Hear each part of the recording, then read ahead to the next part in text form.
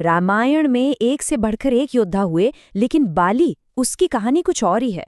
ये सिर्फ एक ताकतवर योद्धा के उठने और गिरने की कहानी नहीं है, बल्कि ये इस बात की कहानी है कि जब शक्ति पर कोई लगाम न हो तो वो कैसे अभिमान और फिर अन्याय में बदल जाती है।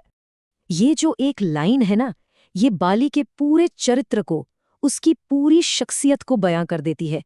उसकी जबरदस्त ताकत और उसका उतना ही खतरनाक अहंकार, ये दो अलग अलग चीजें नहीं थीं। नहीं, बल्कि ये तो एक ही सिक्के के दो पहलू थे। और यही वो वजह थी जिसके कारण वो इतना ऊपर उठा और फिर उतनी ही तेजी से नीचे गिरा। तो चलिए बाली की जिंदगी के इन 4 पड़ावों को एक एक करके समझते हैं। उसका दिव्य जन्म, फिर कैसे शक्ति का नशा उस पर हावी हुआ, कैसे गलतफहमी ने भाइयों में दरार डाल दी, और आखिर में धर्म ने वो कौन सा फैसला सुनाया जिसने उसकी किस्मत तय कर दी। तो कहानी की शुरुआत होती है बाली के शानदार उदय के साथ। वो कोई मामूली वानर नहीं था। अरे वो तो देवताओं और शक्ति का एक ऐसा मेल था जिसे मानो किष्किंधा पर राज करने के लिए ही बनाया गया हो। देखिए, बाली का जन्म ही उसे बाकियों से अलग करता है।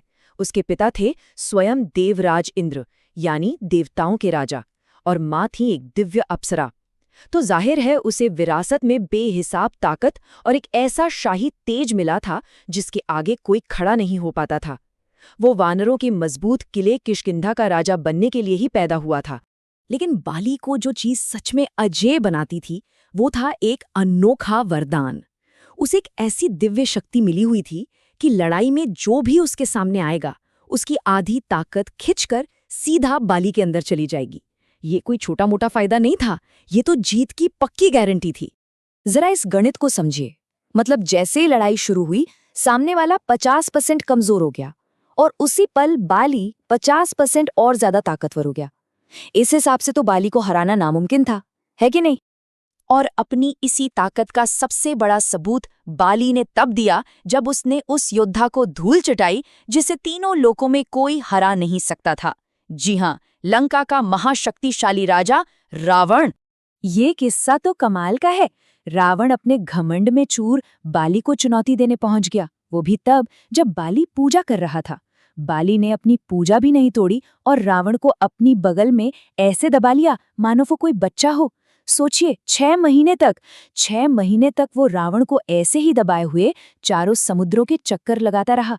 आखिरकार रावण का सारा घमंड टूट गया और उसने हार मानकर बाली से दोस्ती कर ली। यहीं से कहानी एक नया मोड़ लेती है। कहते हैं ना कि जब ताकत की कोई सीमा न रहे तो वो अक्ल पर पर्दा डाल देती है। बाली की सबसे बड़ी जीत ही असल में उसके पतन की शुरुआत थी।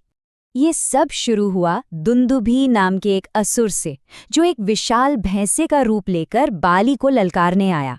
बाली ने उसे एक जोरदार लड़ाई में मार तो गिराया, लेकिन जीत के नशे में, अपनी ताकत दिखाने के चक्कर में उसने दुंदुभी के भारी भरकम शरीर को उठाकर मीलों दूर फेंक दिया। पर यह ताकत का प्रदर्शन एक बहुत बड़ी गलती बन गया, क्योंकि वो शव सीधा जाकर ऋषि मतंग के पवित्र आश्रम में गिरा। अपने आश्रम की ये हालत देखकर ऋषि मतंग गुस्से से आग बबूला हो गए और उन्होंने बाली को श्राप दे दिया, अगर तुमने कभी भी ऋषमुख पर्वत पर पैर रखा तो तुम्हारा सिर फट जाएगा।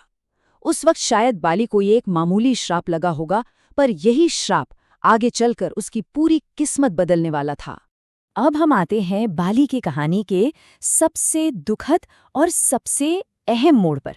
ये वो हिस्सा है जहां एक जानलेवा गलतफहमी ने 2 भाइयों के बीच ऐसी दीवार खड़ी कर दी जो फिर कभी नहीं टूट सकी।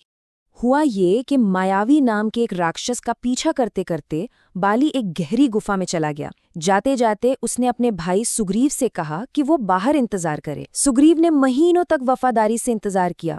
फिर एक दिन गुफा से खून की एक धार बहती हुई निकली। ये देखकर सुग्रीव के तो होश उड़ गए। उसे लगा बाली मारा गया। अब राक्षस बाहर ना आ जाए, ये सोचकर और अपने राज्य को बचाने के लिए उसने भारी मन से गुफा का मुंह एक बड़ी चट्टान से बंद कर दिया। दुखी मन से सुग्रीव किष्किंधा लौटा। वहां मंत्रियों ने देखा कि राज सिंहासन खाली है, तो उन्होंने सुग्रीव पर राजा बनने के लिए दबाव डाला ताकि राज्य में कोई गड़बड़ी ना हो। ये सुग्रीव का लालच नहीं था, ये उसकी मजबूरी थी। लेकिन एक प्रॉब्लम थी, बाली मरा नहीं था। उसने तो मायावी को मार दिया था। वो जो खून गुफा से बाहर आया था वो राक्षस का था, बाली का नहीं। अब जरा बाली के नजरिए से सोचिए। वो किसी तरह गुफा से बाहर निकला और देखा कि दरवाजा तो एक चट्टान से बंद है। उसे क्या लगेगा? धोखा। और जब वो किष्किंधा लौटा और अपने भाई को सिंहासन पर बैठा देखा तो उसका शक यकीन में बदल गया। शक्ति के नशे में चूर बाली ये सोच ही नहीं पाया कि ये एक गलतफहमी भी हो सकती है। उसे लगा कि सुग्रीव ने जानबूझकर उसे मारने के लिए गुफा में बंद किया था। और यहीं से बाली की जिंदगी का आखिरी अध्याय शुरू होता है। वो अध्याय जहां उसके कर्मों का हिसाब होना था, जहां धर्म अपना अंतिम फैसला सुनाने वाला था। गुस्से में अंधे बाली ने सुग्रीव की एक बात नहीं सुनी। उसने अपने ही भाई पर बुरी तरह हमला किया और उसे राज्य से बाहर निकाल दिया। पर बाली सिर्फ यहीं नहीं रुका, उसने धर्म की हर मर्यादा को तोड़ दिया।